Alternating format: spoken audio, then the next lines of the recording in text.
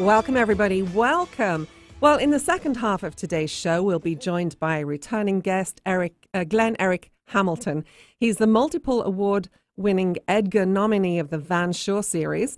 He's also a Seattle native, grew up here on a boat, and so he writes a lot about Seattle in his book. And he'll be here in the studio with me to talk about his latest, Every Day Above Ground. We'll also tell you where you can meet Glen Erik Hamilton in person as he wraps his Northwest book tour this evening. First, I'm very pleased to introduce a debut novelist who The Millions writes arrives on the scene with an auspicious bang. She is Ladee Hubbard, and she's joining us by phone. And let me tell you, she's won the 2016 Rona Jaffe Foundation Writers Award, as well as the William Faulkner William Wisdom Creative Writing Competition. That's quite a mouthful. She's also been nominated for a Pushcart Prize, and she holds a BA from Princeton, an MFA in Dramatic Writing, and an MFA in Creative Writing. And her debut novel is called The Talented Ribkins. Ladee Hubbard, welcome. Oh, thank you. It's nice to be here. We're very pleased to have you here. I always like to introduce great new authors to our audience because, you know, we have our favorite authors and then eventually you run out of their books. So we're always looking for new ones. So I just wanted to begin with, you hold two MFAs, an MFA in dramatic writing and an MFA in creative writing. Why two? Why two of them? How are they different and how did they help shape you as a writer? Well, for one thing, they're spaced about a decade apart. I got the MFA in dramatic writing about 10 years before I got the MFA in creative writing. And I've learned a lot from both of them because dramatic writing is very, well, it's all dialogue for one thing. So it really, really helped me to think about dialogue and how just through talk you can shape an entire story. And that actually proved really helpful when I was trying to write this novel. Mm-hmm. And the second one, I applied because I was working full-time and I realized I wanted to write a novel. And in some ways it was a way for me to just find the time to be totally focused on writing a novel. It gave me 2 years to do that and a lot of support. And I got to be surrounded by other people who were very fixated and focused on fiction as well, which was really, really helpful. Right. So you're joining us from New Orleans today, I understand. Were you born there? Where were you born? I was actually born in Cambridge, Massachusetts. And I've been in New Orleans for the past, I think, 13 or 14 years.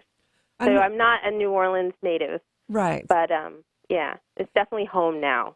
So. And what was it that drew you there, Ladee? Honestly, I came here because of for a job. I was teaching at Tulane University, and I was in Los Angeles before that, and I applied for a job teaching in the Africana. It's now the Africana Studies program here at Tulane, and that's why I moved here. Mm. And so I'm assuming since you took two MFAs in writing that you at some point you've always wanted to pretty much be a writer. Yeah. Well, yes.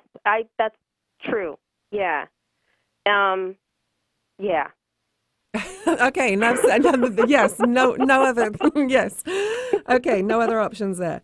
Well, it's great then that you got the opportunity to do this and do it with the kind of support that you did. So let's take a look at the book. And I want to begin with an excerpt from Kirkus starred review. Then I'll ask you to describe the book, okay?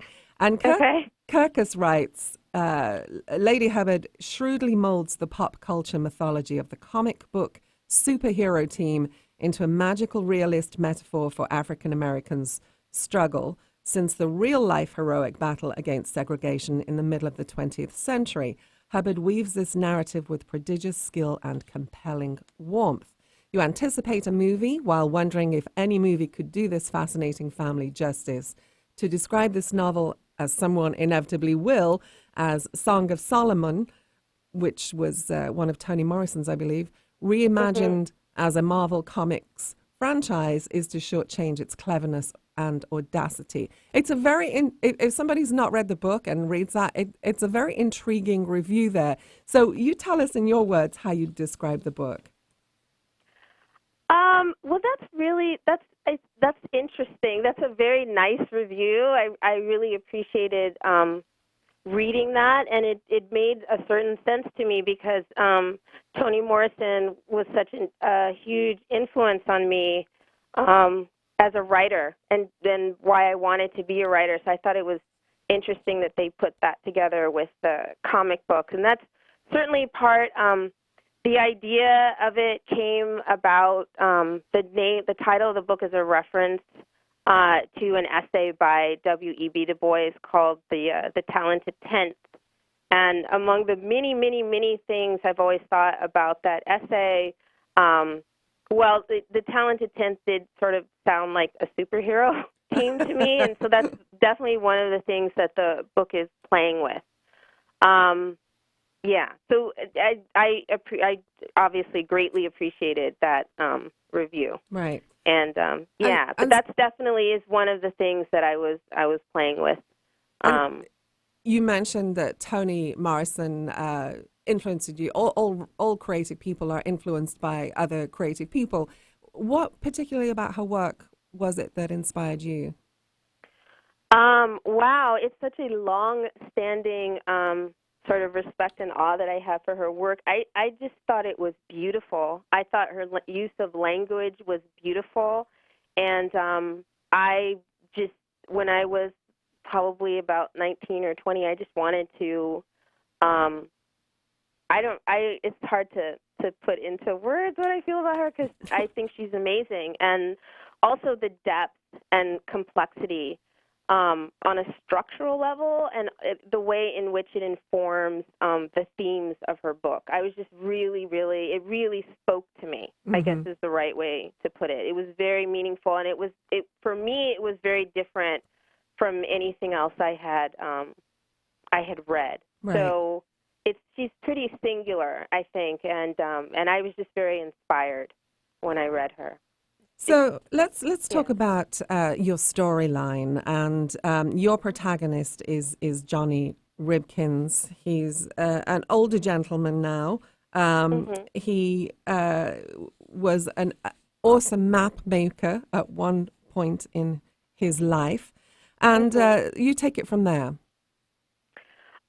Okay, so the story it's about the Ribkins family. It's an African-American family from Florida, and every member of the family has a specific talent or ability. So one can pick any lock, one can see in the dark, one can scale any wall, and as you said, Johnny Ribkin can make perfect maps of any landscape that he passes through.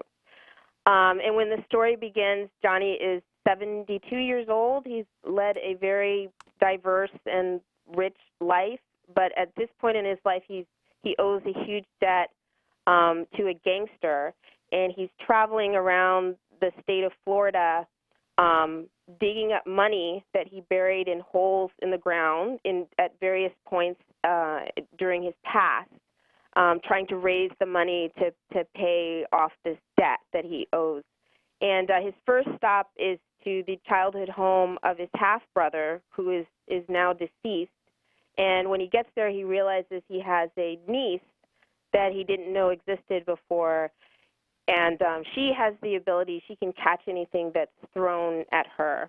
And thereafter, she sort of accompanies him on this journey to dig up money to pay off his debt, which is also forcing him to confront his past, because these are all locations that were significant to him at some point in his past. And there's a lot of things he hasn't dealt with. So the trip to pay off the debt is sort of forcing him to deal with a lot of unreconciled issues.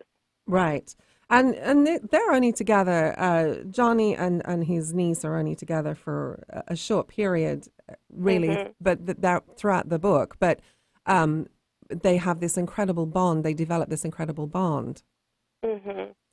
Yes. What was it about that appealed to you, creating this generational gap, if you will, this generational bond? What appealed to me about the age difference between them, is that what you mean specifically? Correct. Yeah, a lot of the character, to be quite honest, is really based on my relationship with my grandfather. I was very, very close with my grandfather, and I think that Eloise, the niece, is someone that always felt very alienated. I think she feels like the things that made her different they're not something to be proud of. So the trip is really, even though it's short, it's very meaningful for her to meet all these people who've led these interesting lives and feel very strong and confident people, even though they all have something that sort of is potentially very alienating about them. And Johnny, to the extent that was the motivation for it, because I had a relationship like that when I was myself a child, and that's part of what I loved about my grandfather. He always made me feel so accepted and sort of loved, and really, really encouraged me to love and respect myself always. That's awesome. Yeah, grandfathers are pretty special, I think. Yeah, Right. They definitely can be. We're going to take a quick break, and when we come back, I want to get deeper into this and how you put this together. There's a lot of weaving through this storyline. I'm interested to hear how you put it all together. We are talking with debut novelist of the talented Rib King, Ladee Hubbard, and you're listening to Conversations Live with Vicki St. Clair. We'll be right back.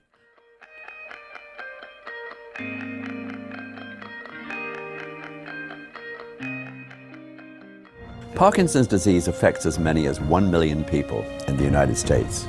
At the Parkinson's Disease Foundation, it's our mission to beat this disease. To learn about the Parkinson's Disease Foundation, or if you want to help support our work, visit our website, pdf.org, or call us at 800-457-6676. In the Northwest, contact the Northwest Parkinson's Foundation at nwpf.org. Do you think you're self-aware? Well, according to psychologist and New York Times bestselling author Dr. Tasha Eurich, so does 95% of the population. Yet only 15% actually is. Next week on Conversations Live with Vicki St. Clair, we'll explore the most common myths around self-awareness and how to make better career, love, and life choices by understanding how we impact others. Catch up on past shows at conversationslive.net and chat with Vicki on Twitter. She's at Vicki St. Clair. And tune in every Monday at noon and Friday at 6 a.m. right here on Alternative Talk 1150. Did you know that capsizing boats and people falling overboard account for over 70% of boating fatalities? 80% of those fatalities occur on boats under 26 feet and on boats with operators who've had no formal boating instruction. 50% of all boating accidents involve alcohol. Be smart this summer. Know who you're boating with. Wear a Coast Guard-approved life jacket and don't drink and boat. This message is brought to you by supporters of Conversations Live with Vicki St. Clair and the JMB Group, who wish you safe boating fun. Thanks for listening to Conversations Live with Vicki St. Clair. Follow me on Twitter at Vicki St. Clair. Talk radio for the heart and soul. Alternative Talk 1150. Welcome back, everyone. You are listening to Conversations Live with Vicki St. Clair. And my guest in this segment is Ladee Hubbard. And we just talked about the story outline for this book. This is a debut novel. And as I said at the beginning of the hour, Ladee has won, she's the winner of the Rona Jaffe Award and Faulkner Wisdom Prize. So she's getting a lot of praise around her work. So let's dig into the process here, what that's like for you. And I know you did this somewhat differently than some people might have done, because you said in the first half of the segment that you took your MFA and you wrote the book while you were in your MFA, so you had a lot of support. But what's your general writing process like for you? Do you have, little habits or rituals? What's that like? I have 3 children, so my Oh. rituals they pretty much revolve around trying to find time to write. So I just every morning, pretty much without fail, I wake up at around 4:30 or 5 in the morning, and I write for a few hours every day, and I've done that for years. So that's probably my most biggest in terms of rituals that I definitely have to do at this point. Right, right. And let's talk about characters a little. How did you you mentioned that Jimmy Ripkins is not your grandfather, but based on inspiration from your grandfather. So how did you develop his character? What were some of his character traits that were important for you to include in that?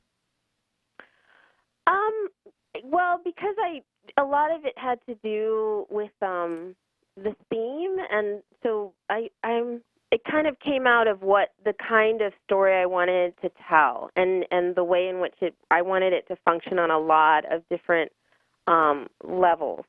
He's similar to my grandfather in terms of the sort of the feeling between the two of them, and also probably a lot of his speech patterns are taken from my grandfather. But other than that, they're totally different people. So, I mean, it is an invention. It is an invention, that had to do with the type of story that I wanted to tell. So all of the characters were kind of, I think, constructed in relationship to each other in a certain respect. Yeah. Right. And so if you were, the movie word was thrown around in the beginning, if you were casting this yourself, who would you put in that lead role? Oh, my gosh. Well, there's a lot of people that I could see doing it. Everyone would say Denzel Washington. You might be a little young for that. I can imagine like Lawrence Fishburne doing it as well. So, I mean, there's a lot of people. If I were casting the movie, the dream movie of it, but yeah. So, as a writer, and I know you've had other work published. This is your first novel, though. What kind of self-doubts crossed your mind as you were putting this together, Ladee? And most importantly, how did you push through them? Yeah. Well, I think that because I write a lot of speculative, maybe fiction and stuff like that, so I was worried that they tend to be a little bit have elements that people might find. Sometimes they're supernatural. Sometimes it has to do with the structure of a story. But that's the way it speaks to me. So I probably always have a little bit of anxiety that I'm not going to be understood if I'm expressing myself honestly. I'm sure a lot of people feel that way. And I found that what really helps me to work through that is to remember that I'm not the only person that feels that way. And then I start thinking about sort of having an obligation, in a sense, to express myself honestly. I do remind myself of that a lot, that I'm not the only one, and I feel good when I read something that I can really relate to, and so I need to put things out that are honest expressions of what I feel and my truth, and just hope that someone will be receptive to them. It can be very daunting to lay out your truth, as you say, and I think people who don't write, at least write for publication, don't understand how daunting that can be at times. Right. Yeah. Yeah. It is. It's hard, and I'm probably a pretty shy person as it is, so it's hard, and it is important, and that really does help me to remember that I'm not the only one that feels that way. Yeah. And And that's true of actors. I remembered watching Gene, what's his name? Is it Gene Hoffman? I'm blanking out on his name right now. Dustin Hoffman and Gene, his buddy. But they used to room share together. And they said that both of them would go home after they'd got apart when they were starting out. And even when they'd become successful and say things like, you've got to get me out of this. I can't do it. So I think that's very true for the creative field in general. So, so what do you hope people will take away from this story? Wow. For me, I spent like 4 years writing it. There's so much, there's a lot of different things going on for me within the book. But I really feel that ultimately it's about self-acceptance and just doing the best you can to be the best person that you can be. So I hope that is the message ultimately that people take away from the book. Excellent. And so we're coming up to the end of our segment now. So I know you don't have a website, just in case listeners are wondering. I'm not forgetting to give it out. You don't have one yet, but you can Google Ladee Hubbard and find a ton of reviews and information up there on the net about her. And the book is called The Talented Rib King, Ladee Hubbard.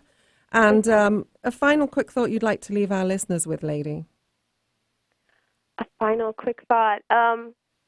I really appreciate being on your show. It was wonderful talking to you.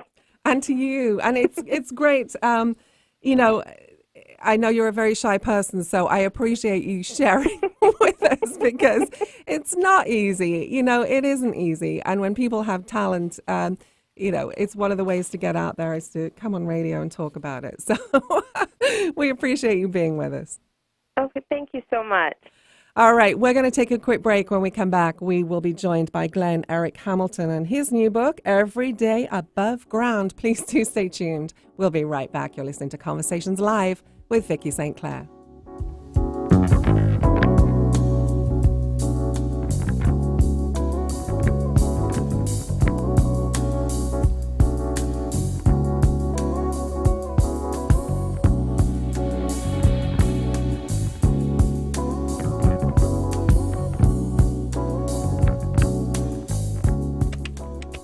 Let's see if I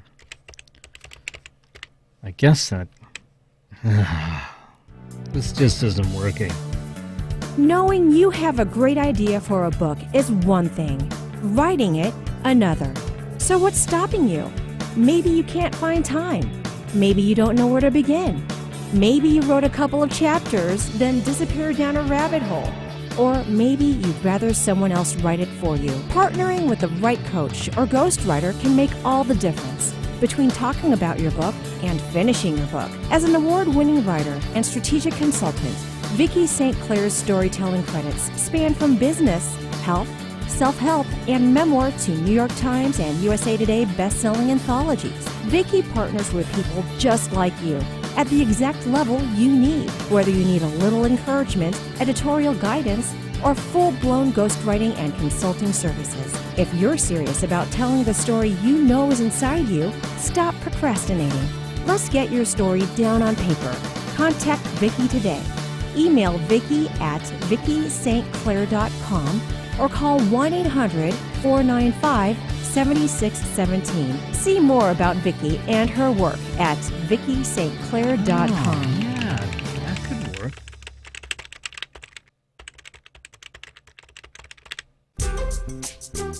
Do you love wildlife? Then make a real difference by helping Paws care for sick and injured wild animals. Volunteers help feed and clean the animals until they are well enough to return to the wild.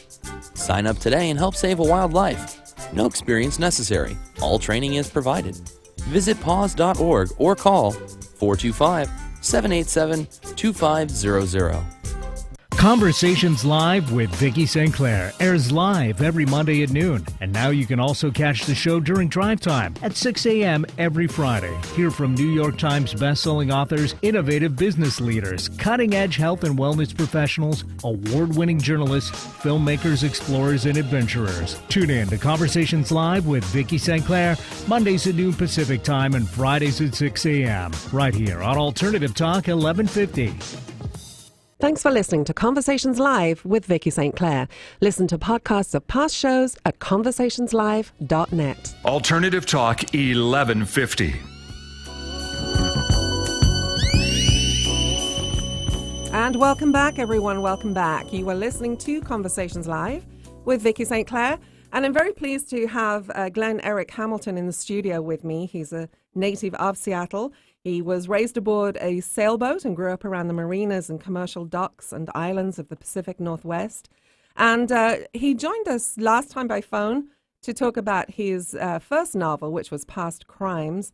And we're now talking about his third novel today. It's Every Day Above Ground. And I'm just going to bring him on and we can chat some more here. Glen Erik Hamilton, welcome. Thank you very much, Vicki. It's great to be here. Yeah, it's great to have you here in the studio. And you say on your website you go up you come up here to enjoy the rain every now and again, but you're getting smog and fog or haze, whatever it is. And from humidity. The Wow. Canadian wildfires. Yes. Yeah. So let's kick off with this. I was going to read out some of the awards that you won, but I have to take a deep breath before I do that, right? 2016, these were 2016 awards. Best First Novel, Stand Critics Award winner. Best First Novel, Anthony Award. Best First Novel, McCavity Award winner. Best First Novel, Edgar Award nominee, and Best First Novel, Barry Award nominee, and Nero Award nominee. A lot of awards there, Glen, and this is your third book, and it's hitting rave reviews. How does that make you feel? Oh, it makes me feel fantastic. After, when you write a book, you're spending months at a time, just you and the keyboard and the screen, beating your forehead against them, trying to produce words. And so that kind of, not just validation, but just the fact that people are enjoying the story that you're telling is immensely satisfying. Yeah. And so what's happened since last time we saw you? Are you still working your day job in IT, I believe, right? That's right. I still have the day job in IT, and it is a job I enjoy too. So Yeah. it's a nice, it's very different mentally than what I do when I'm writing. So although I have two jobs, they are very different. My job at work involves a lot of people activity, a lot of talking, whereas, of course, writing is extremely solitary. Yes. And so it's a nice balance. I think that balance is important because I think it's Ray Bradbury who said you have to feast on life to be a good writer. And I think some people lock themselves away. And if you're locking yourselves away from the world, what is it you write about? You can imagine stuff, but you have to have those experiences too, I think. They add that zest. Absolutely, absolutely. You're always going to get more from engaging with the world than from your own imagination. I think that's true of every writer. Right. So let's look at this new book that you have out, Every Day Above Ground. It's the third in the Van Shaw series. You want to give us a synopsis of the story? Sure. Well, at the start of Every Day Above Ground, Van is rebuilding, literally and figuratively, his life after the events of the last two books.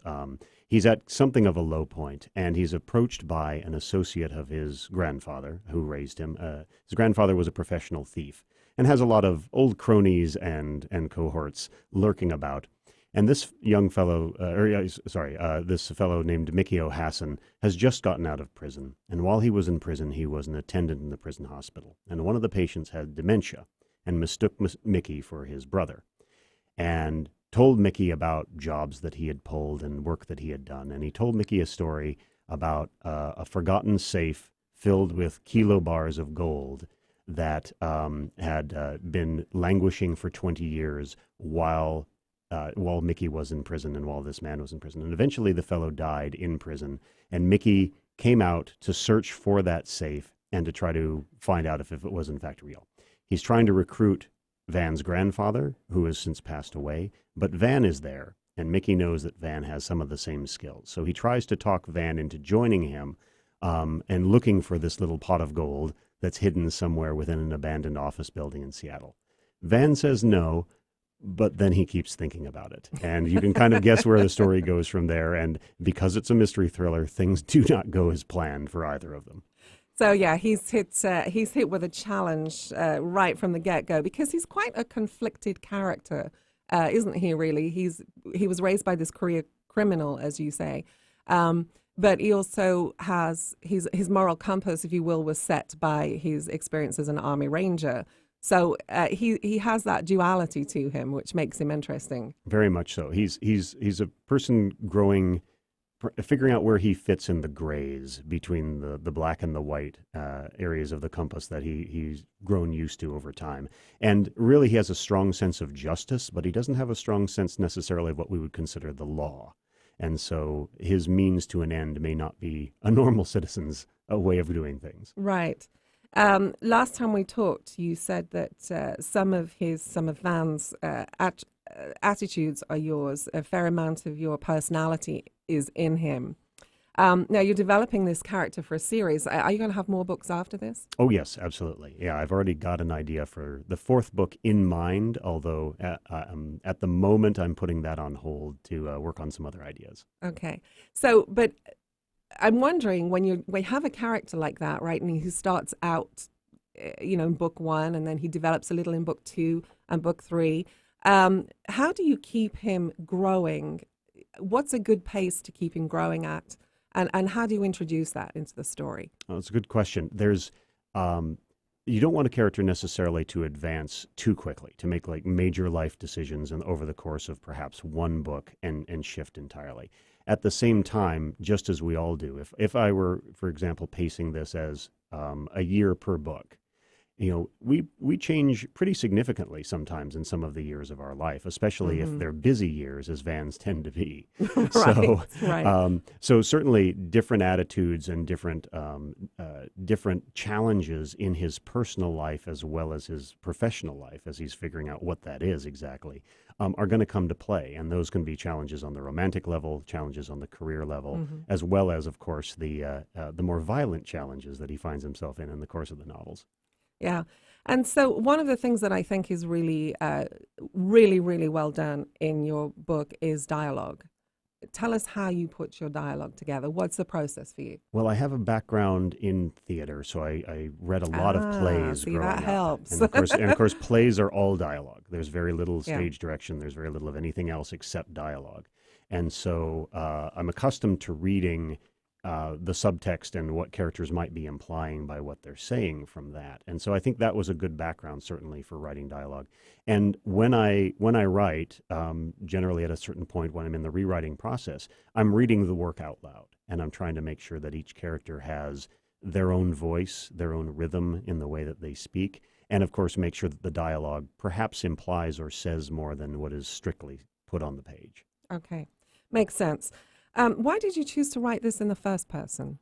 I think it's more immediate, especially for things like action scenes and excitement and things of that nature. You can show a character confused, you can show them a little disoriented during things, and I think it heightens not only the fear of the character, but the fear of the reader. Whenever we read first person, we as the reader are putting ourselves into that person. It also allows me to get into Van's head and understand his thoughts in a very immediate aspect. Now, whether or not Van is a reliable narrator to himself, whether he knows himself enough to do that, that's a question for the reader, and they get to figure that out. I like that answer. So if you could cast characters, if this were made into a movie, and it should be. Oh, thank you. Who would play Van and who would play the grandfather? I know the perfect person for the grandfather, but you tell me Let who you think. Let me guess who you think the grandfather would be. Would it be Liam Neeson? No, actually. No. Okay, so I was thinking Irish of a certain age. Yeah. He might be a good choice. Timothy Murphy. Oh, yes, Timothy Murphy would be excellent. He has that edge to him. He's very charming, but he also has a real edge to him. Yes. And he played in Criminal Minds, Valhalla. Yeah. Right. He would be excellent. Of the family name of the characters is Shaw. And part of that is my love for the playwright George Bernard Shaw, but part of it is also because I thought the late actor Robert Shaw would have made an extraordinarily good Donno. Yeah, because he was both, he projected intelligence, but he also projected menace. Yes. And I think Donno has those in equal measure along the way. As Van is a little tougher because he's only about 29 years old, but he's seen a lot. And so he seems older than that. Right. And he's been raised by an older generation. So he has a sort of a different attitude than most 29-year-olds, certainly. And he's been at war for the better part of a decade. And so Van is tougher to cast. I could see, for example, an actor like Jake Gyllenhaal, who both has the physicality and the acting chops to do it. But my guess is that there's a young actor out there who's just breaking in that might be perfect for that, who's as yet undiscovered. Yeah, that would be good. An undiscovered name, because then they can take it wherever. So as you're writing, this is your third book, and I asked you this when you did your second book, how you approached it differently. How did you approach this third book differently? Again, because you've got more experience under your belt now. Yeah, the experience, I hope, certainly helps to make the writing stronger. You're always working to deadline to a certain extent, so that tailors your approach. You don't have time to waste. But beyond that, when you write a second book, and you have as long as you want to write your first one, and then when you write your second one, it's sort of a natural progression of the events of the first book. You sort of know where that is. With the third book, however, it's wide open territory. You get to really think about what is the long-term arc of this character if it's going to be a series character.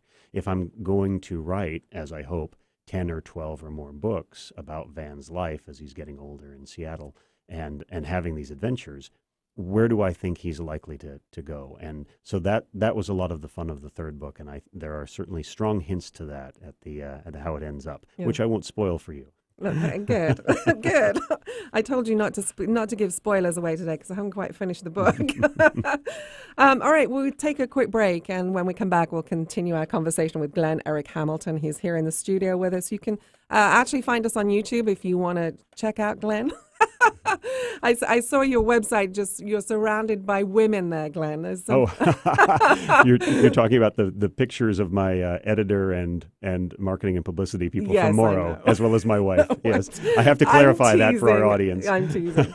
All right, the book is called Every Day Above Ground, and you're listening to Conversations Live with Vicki St. Clair. Please do stay with us. We'll be right back.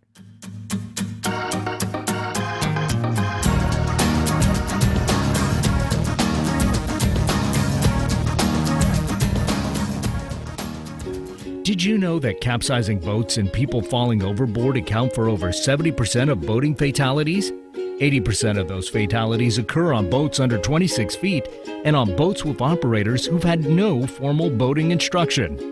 50% of all boating accidents involve alcohol. Be smart this summer. Know who you're boating with. Wear a Coast Guard approved life jacket and don't drink and boat.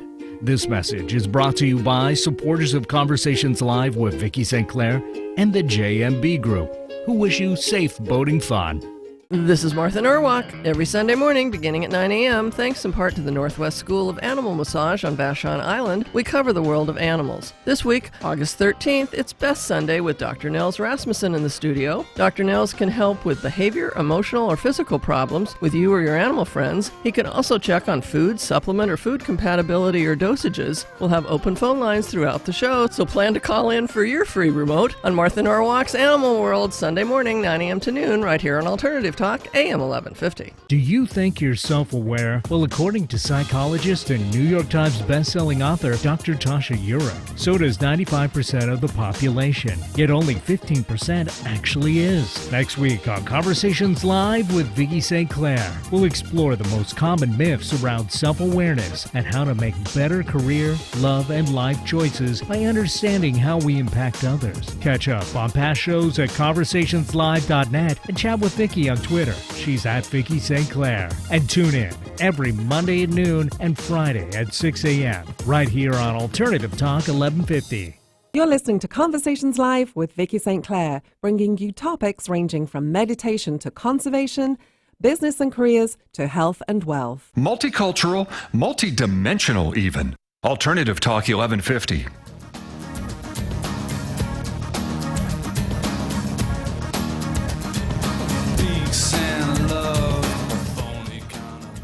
And welcome back, everyone. We are talking with Glen Erik Hamilton. His new book is Every Day Above Ground, and this is the third in the award-winning Van Shaw series. And I wanted to ask you, we've talked about dialogue, and I wanted to ask you, you talked about names as well, but when you're picking names, I know they're important. Mm-hmm. How much time do you spend on doing that? I mean, is it it's obviously going to vary with different characters, but of course. Well, of course, for your major characters, you want to think think hard about the names. I often do placeholder names when I'm just writing through and I realize, I need a new character in this scene. I'll just do a placeholder name for the time being, and I'll think about it away from the screen generally. But you want a name that has a certain, is evocative and has a certain musicality along the way. And for a hard-bitten character, that name might be blunter. For a more upper-class character, you might have something that has that intonation to it. Right. There was a character in Hard Cold Winter, the second book, and when I find a name I like, I add it to a list that I keep. And I often go scan that list and see if there's anything I want to use. And I had a character that was essentially an attorney who was a fixer for a billionaire. He was sort of a private attorney who worked just for this billionaire and made problems go away. And I hit on the name Ostrander because it sounded sort of chilly and remote and a little moneyed. And Right. it was and Arthur Ostrander became that character's name. Oh, interesting. So let's talk about backstory. Backstory is when people, write what happened in the past. It can slow down, it can ruin a book, but it can also make a book. And you do that very well in this book by exposing a little bit more of the background and the history between Van Shaw and his grandfather, Dono. Tell us how you approach that. I'm curious if you sat down and wrote all of the backstory at once and then fed it into the right places throughout the story. How did that work? No, I wish I was that organized. I don't generally write the backstory first, but I usually have a pretty good idea of what I want to reinforce by telling backstory. And there's a couple of ways to do it. I think one of the best ways to do backstory is to have characters literally tell their story to someone, right? Do it in dialogue, right? Mm-hmm. So we learn about Mickey O'Hassen's backstory because of what he tells Van or what he's not telling Van that Van finds out later.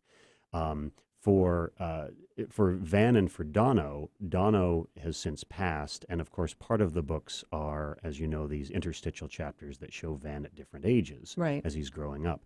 And so that gives an immediacy to backstory, but it also lets me layer things in that we reference then in the present day. Without necessarily having to have a character go, you remember that time we went down to Phoenix, Yeah, that is awkward when I always think when people do that. Right, Yeah. right. So as immediate as you can make it is how you always want to be with backstory. Right. So when you're actually writing it, though, you're writing like, say, chapter 1, chapter 2, and then you write the backstory as it comes? Generally, Okay. yes, yeah, generally. In planning the book, I usually have a pretty good idea of what I want to say, and Right. how I want to say it comes out just straightforward in the writing. And if it's just too labored, if there's just too much of it, then I have to find a trick to Right. getting that in later on. Okay. So let's move on to theme then, because last time we talked, you said that you don't usually find the underlying theme of the book during your initial draft. You find it during the rewrites. And the first book was, it hit you that it was about forgiveness. Book 2 was about trust. How about book 3? Book 3 is, and again, it came out in the rewrites. I wrote the book and then figured out, this is what's happening in Van's life. This is what's happening with the characters around him. And then in rewrites, you tweak events or conversations to reinforce that.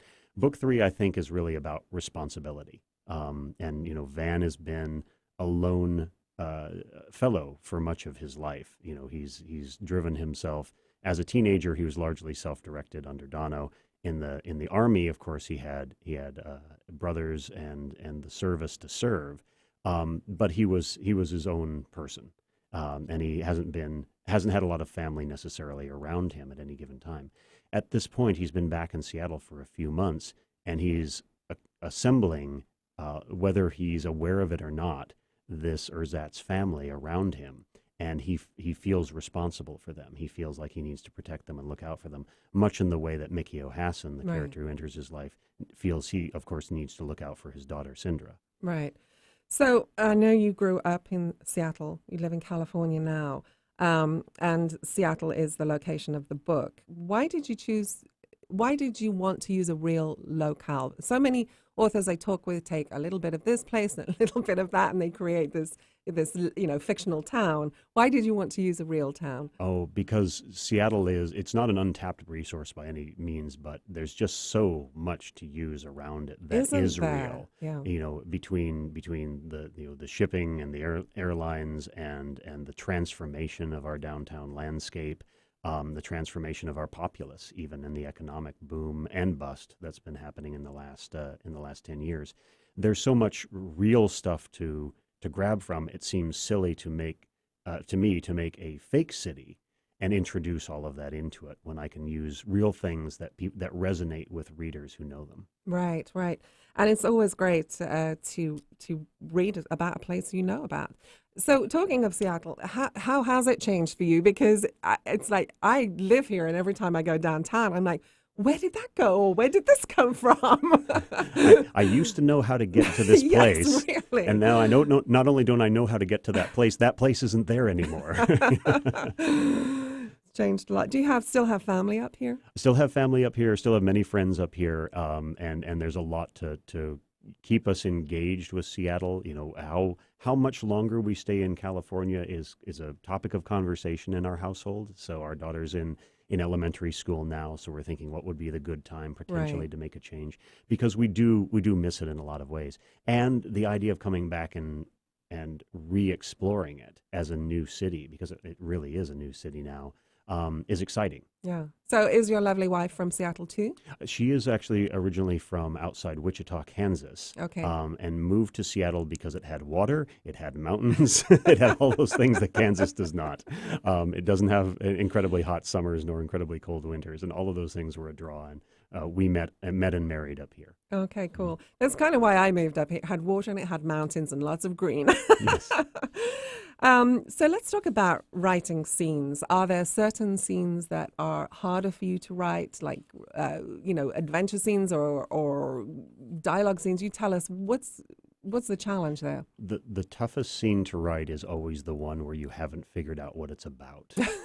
Yeah. And those are often dialogue conversations between people, especially people who know each other very well, right? If they're just meeting for the first time, it's an easier conversation. But people who know each other well, who know how to push each other's buttons, those are a little more challenging. But I have to go into the scene understanding not only just what happens, but what the point of the scene is. What does the reader need to understand coming out of the scene, and how do they need to feel coming out of that scene? Right.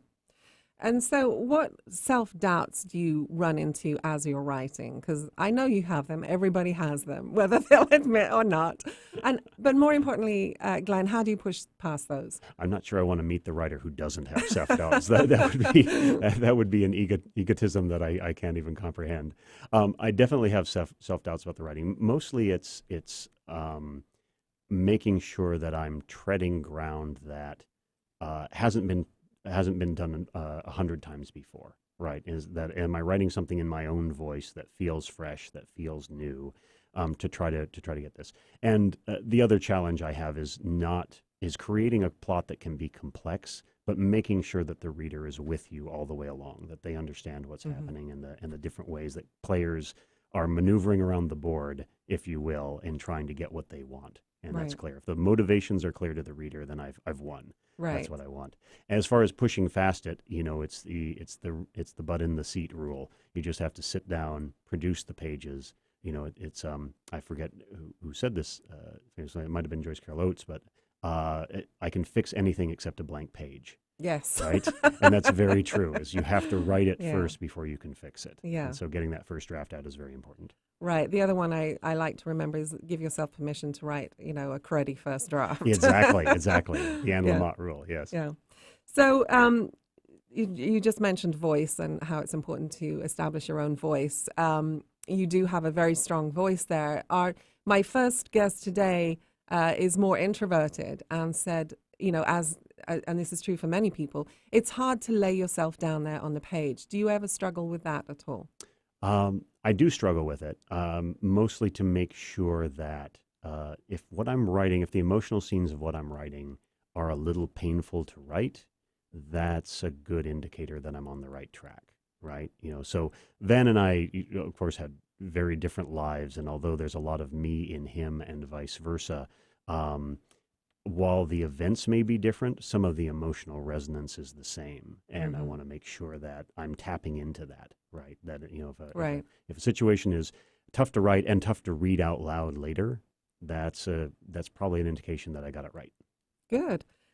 Thanks for being honest there, because it's important. I think a lot of people, and not just writers, anybody in the creative field, struggles with that. I know a very famous photographer who said every time he sends out his photograph to his publishers, he's like, "Oh no, they're going to hate it." Who have been your biggest creative influences? Oh, wow. Well, I grew up reading, because I lived aboard a boat, John D. McDonald, the Travis McGee series, was incredibly popular because that character lived aboard a boat as well in Florida. So that's almost required reading for everybody who's sailing.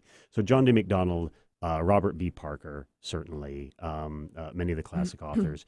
Then I came to know Sue Grafton, Sarah Paretsky, some of the more modern private eye fiction along the way. And of late, it's been authors like Dennis Lehane from Boston. Meg Gardner's thrillers are wonderful as well. Michael Connolly, certainly in Los Angeles, and Robert Degonian and Jim Ziskin and Tracy Weber, who I'll be seeing later today, in fact. They're local Seattle authors, and they are tremendous sources of inspiration. So are you going to see them at the book signing tonight? Yes. We'll okay, let's get that out there, because we always run right to the end of the show, and so I don't want to miss that. So let's get that out there. It's at University Bookstore. You're right. University Bookstore, the main branch, tonight at 7 o'clock. We're going to have a panel on mystery tropes and taboos, which seemed like a fun thing. Rather than just do a regular appearance and a regular signing, I wanted to reach out to some friends in the Seattle area, put together a panel, because those are a lot of fun to do, and they're a lot of fun for the audience too. So we'll kick questions back and forth. We'll throw it to the audience and have them ask us questions about mystery writing and have a good time. Very cool. And so so you've written the book, but it doesn't end there, does it? No. There's a lot that you have to do as an author, and especially so today. So tell us, if you would, what would you say is your best marketing tip to give to people? I think the best marketing tip, and it's can be challenging for some authors, but I really think that getting yourself out to mystery conventions such as BoucherCon, such as Thriller Fest, such as Left Coast Crime, Malice Domestic, there are terrific mystery conventions and conferences all around the U.S., and that's where fans are. They go to these conferences to get a chance to meet authors, to talk with authors, to talk about mystery writing with other fans. And, I honestly think that a lot of my initial audience just came from being part of that community when I first started getting published. Right. And it's just lovely and it's a lot of fun too. So even if they're introverted, I really strongly recommend that folks put themselves out there and get involved with these conferences, because I think they'll have a great time. Yeah, I think that's great advice. Well, you know what? We're right at the end of our segment, so it's a good job we got that out there. It just flies right by. So I'm glad you could join us in the studio today. I know you were on New Day this morning. That's going to be up on YouTube later on today, right? Yes. So if people want to see the interview with Margaret Larson, right? Mm-hmm. Yeah, Yes. I actually wrote a couple of scripts for Margaret Larson because I do nonfiction, right? All right. Yeah, a long time ago. But so final quick thought you'd like to leave our listeners with? Well, just you talked about marketing, and I would say the lifeblood for all authors, certainly not just me, is these days are reviews on Amazon and Goodreads, and certainly. And so I encourage everyone that if you have authors that you like, is to get out there, post a review, let the author know that you like the work, and by extension, it lets the publisher know that you like the work too. That is really the best, the loveliest thing that I think any fan can do for authors these days. Right, excellent. And how do you handle the trolls? Oh, that's where my lovely wife comes in. And she reads the reviews, and I do not read the reviews at all. I stay off of that. If there's good ones in particular, she will let me know about them. And, that's awesome. That's keeping really it positive. Yeah, I totally believe in that. All right, so I know listeners can find out more about you at your website, Glen, at erikhamilton.com. The book we talked about today is Every Day Above Ground. It's the third in the award-winning series, the Van Shore series. And you can see Glen tonight at University Bookstore, Seattle, 7 o'clock. All right, so I thank each of you for joining us today and sharing this hour with us. If you have questions or feedback on today's show, you can find me at 800-495-7617, 800-495-7617. You can also find me on Twitter at Vicki St. Clair and on Facebook at Conversations Live with Vicki St. Clair. Until next week, live well, live strong.